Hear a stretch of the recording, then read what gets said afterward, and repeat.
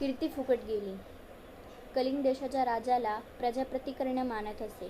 तो दररोज सहस्रावधी गरिबांना आणि ब्रह्मवृंदांना स्वर्णदान करत असे.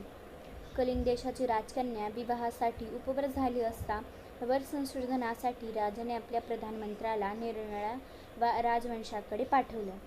प्रधानमंत्र्यांनी कांबोज देशाचा युवराज कलिंग देशाच्या राजकन्यासाठी योग्य वर होऊ शकेल असं वाटल्यामुळे तिथल्या राजाला त्याने आपल्या राजाच्या वतीने विनंती केली. महाराज, आपणास माहीतच आहे की दानवीर करण्यासारखे आमचे महाराज दररोज सहस्रावधी गोरगरिबांस दानधर्म करीत आहेत. आपण कलिंग देशाच्या राजकन्यास आपली सून करून घ्यावी. कांबोज देशाचा राजा उत्तरला, काय हो, तुमच्या राज्यात दारिद्र्य खूपच दिसत आहे. अशा दरिद्र लोकांच्या राजाच्या मुलीला मी आपली सून करून घेऊ म्हणतात.